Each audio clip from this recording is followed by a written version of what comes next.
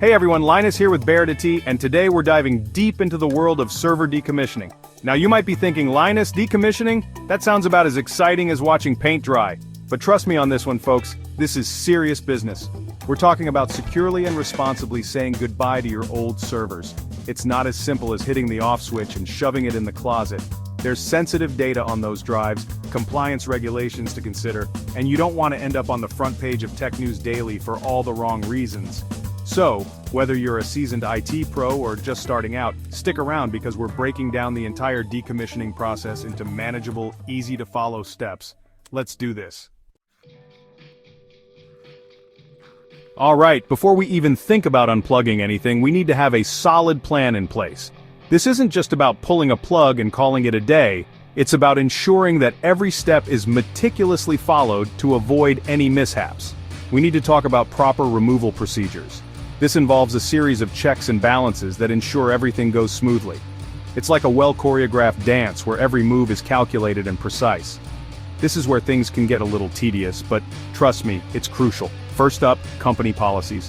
These policies are the backbone of our operations, guiding us through each step with clarity and precision. Every organization has its own set of rules and regulations, and you need to know them like the back of your hand. These aren't just guidelines, they're the law of the land in our IT world. Don't just skim through them. I'm talking about really understanding the ins and outs of your company's decommissioning policy. This means knowing what to do in every possible scenario, no matter how unlikely it may seem. Next, we need to make absolutely positively sure that the server we're about to decommission is actually, well, dead in the water. This involves running diagnostics and double-checking everything. No one wants to accidentally unplug a production server. Talk about a bad day at the office. Documentation, documentation, documentation. This is your safety net, your proof that every step was followed to the letter. This is not the time to rely on your memory. Memories can be faulty, and in our line of work there's no room for error. Write everything down. Keep detailed records of everything. The server's history, the decommissioning process, even what you had for breakfast that day. Okay, maybe not that last one. But seriously, the more detailed, the better. And finally, don't forget about asset management. This is the final step in ensuring that our records are up to date and accurate. We need to update those systems to reflect the server's retired status. This means removing it from our active inventory and ensuring that all records are updated accordingly. Think of it like erasing it from the digital map of your company's infrastructure. This ensures that no one mistakenly tries to access or use a server that is no longer in service. It's all about maintaining accuracy and efficiency in our digital landscape. Now for the fun part, data destruction. It's not just about getting rid of old files, it's about ensuring that no trace of your sensitive information remains. Whether you're an individual looking to protect personal data or a business safeguarding client information, the process is crucial. We're talking about wiping those hard drives cleaner than a whistle. This isn't just a simple delete, it's a thorough process that ensures every bit of data is irretrievable. Imagine taking a cloth and meticulously wiping away every speck of dust until the surface gleams. And no, simply deleting files isn't going to cut it. When you delete a file, it's not really gone. It's like tearing a page out of a book but leaving the rest of the book intact. The data can still be recovered with the right tools. We're talking about specialized software that overwrites the data multiple times, making it virtually impossible to recover.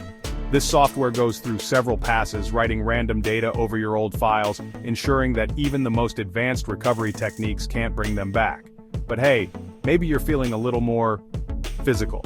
Sometimes the best way to ensure data is gone for good is to take a more hands-on approach. In that case, we can go old school with some physical destruction.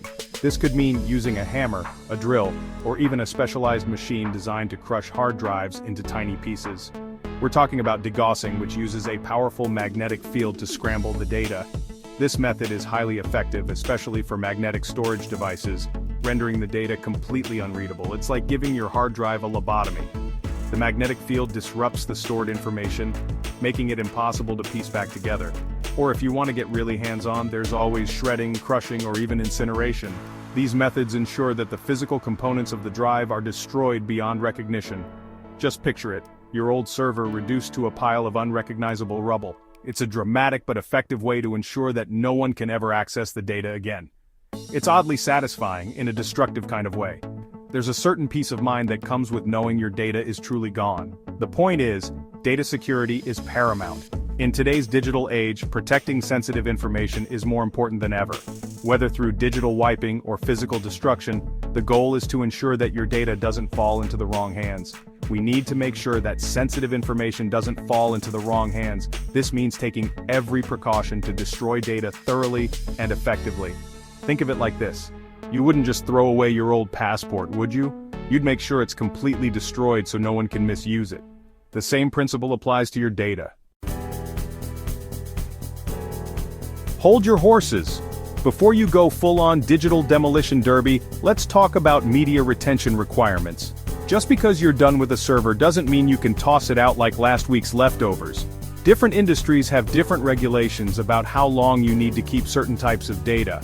We're talking about legal and compliance obligations that you absolutely cannot ignore. For example, healthcare providers have HIPAA to worry about, while financial institutions have to comply with SOX.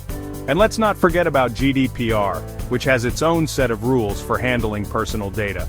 The bottom line is, you need to figure out what data you have, how long you need to keep it, and how you're going to store it securely during that time. It's like a digital game of Tetris, but with much higher stakes. Okay, now we can finally unleash our inner cable management guru. Seriously though, dealing with all those power and networking cables can be a nightmare if you're not careful. First things first, safety first. Make sure the server is completely powered down before you start disconnecting anything. The last thing we need is an impromptu electrical experiment. Now, as you're removing cables, take the time to label them properly. Trust me, your future self will thank you for it. There's nothing worse than digging through a box of tangled wires trying to figure out what goes where. And don't even think about just tossing those cables in the trash. We need to dispose of them responsibly. Check with your local recycling center or e-waste facility for proper disposal options. Alright, we've reached the final stage of our server decommissioning journey: electronics recycling. This is a crucial step in ensuring that our old hardware doesn't end up in a landfill, contributing to environmental pollution. Instead, we can give it a new purpose or dispose of it responsibly. Because even though our server may be retired, that doesn't mean its story is over. There are numerous ways to extend its life or recycle its components. First, we need to decide whether we're going to handle the recycling internally or outsource it to a certified e-waste recycler. This decision can impact not only the environment, but also the security of the data that was once stored on the server. Both options have their pros and cons, so it's important to weigh your options carefully. Internal recycling might save costs but requires strict adherence to data security protocols and proper disposal methods. If we go the internal route, we need to make sure we're following all the proper procedures for data sanitization and hardware disposal. This means wiping all data securely and dismantling the hardware in a way that ensures no harmful materials are released. We don't want to accidentally leak any sensitive information or harm the environment. Proper data destruction is critical to prevent any potential data breaches. On the other hand, using a certified e-waste recycler gives us peace of mind, knowing that our old hardware is being handled responsibly. These professionals are trained to manage e-waste in an environmentally friendly manner.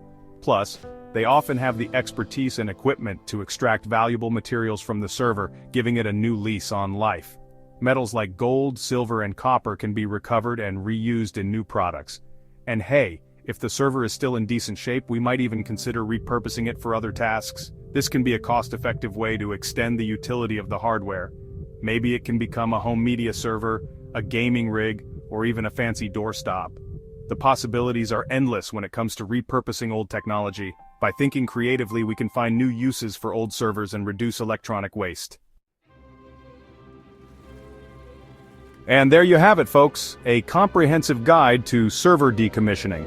We've covered everything from proper removal procedures to data destruction, media retention requirements, cable remediation, and electronics recycling. Remember, decommissioning may not be the most glamorous aspect of IT, but it's an essential process that needs to be handled with care and attention to detail. By following the steps we've outlined, you can ensure that your decommissioning process is secure, compliant, and environmentally responsible. So go forth and decommission with confidence. And don't forget to like, subscribe, and hit that bell icon for more informative content. Until next time, this is Linus, signing out.